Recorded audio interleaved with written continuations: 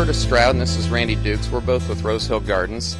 Randy is our local area kind of resident expert on the emerald ash borer here in Kansas City. We've heard a lot of information that's been put out in the media recently about the emerald ash borer and how it's just arrived here in Kansas City.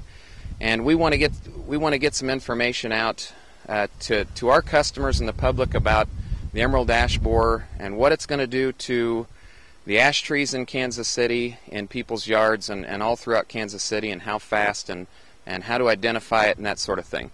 So, Randy, tell us to start off with how the emerald or what the emerald ash borer is, and what it affects. Okay.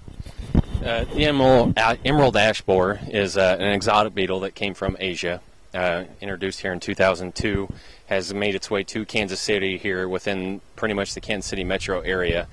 It's a wood-boring beetle. Basically, the adult is about a half-inch long, metallic green, kind of a bullet shape, kind of like a bullet casing shaped in figure. What it's after the ash trees, the green, white ash, blue ash. You need to identify your trees first and foremost. You're not gonna know whether there's a problem or not until you know if you have ash trees. So just real quick identification on it. What we're looking for is the compound leaf structure right here, both sides. Most ash will carry between 5 to 9 leaflets on their leaf. So that's a key thing to look for with the ash. And then as well with that is the compound branching, where the branches are going to kick out both sides of each other. But keep in mind, just because you see one here, this could just be a break off or a pruning mark right through here. So take a general census of the tree. Randy, how would I know that I had emerald ash borer on my tree? There's stages of which it's going to start to attack the tree. It'll probably be in the tree most of the time before, unless you've done some type of preventative care on it. But it'll be in the tree maybe long before you know it's there. But what you're looking for is canopy dieback, basically a thinning of the leaves, turning into twigs and branches just dying off in the tree, moving to more obvious type things like suckers from the ground up or in the infestated area around the DBH area of the tree or your breast height area of the tree right here. Also, you'll find some capital D-shaped holes, which would actually be their exit holes. You're looking for splits in the tree where the larva may be in behind feeding, and in some cases they'll make it easy and the actual bark of the tree will fall off and you'll actually see the S-shaped tunneling that's in the cambium layer where they're doing their damage. Okay, so if I've got the emerald ash borer on my tree, because I've got 2 of them in my yard, am I doomed? No, I don't think you're doomed.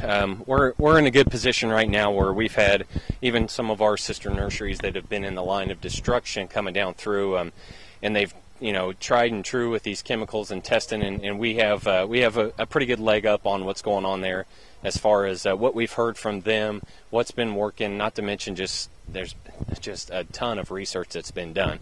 So yeah, we can go from something like what you can get in a garden store, just a tree and shrub type care, where the homeowner can actually, this is the only one that they can do, but they can put it down. It's a year's worth of treatment, but it's for the smaller ashes. When you get into the bigger size ones, you probably want to invest some money to really try to make sure that your preventative maintenance is being done, just a regular plant health care, and then go with something more like a licensed applicator coming out to do. It's going to be a restricted use pesticide, which is why the homeowners can't use it. I know the health of the tree is important, and I know that the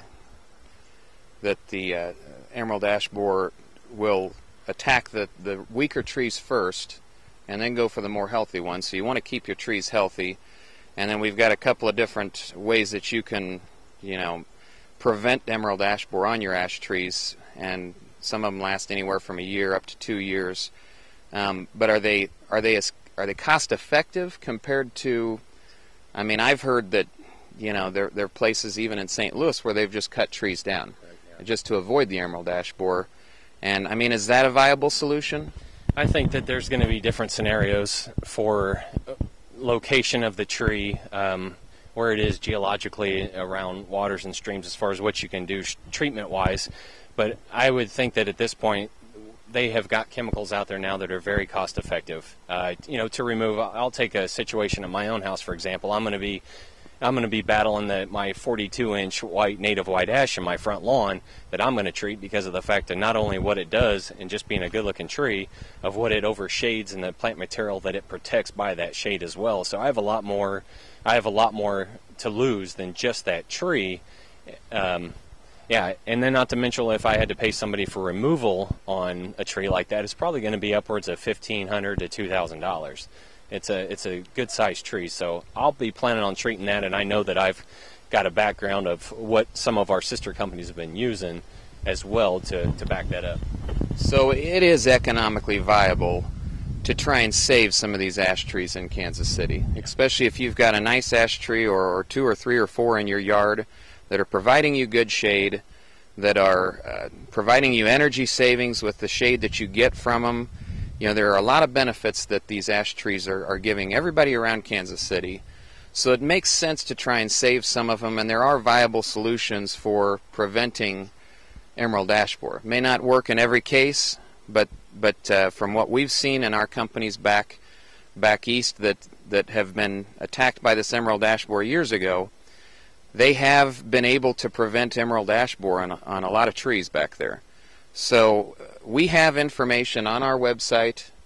We will be putting out information on Facebook periodically also that will give people information on what they can do themselves for emerald ash borer, what we can do for emerald ash borer to prevent it.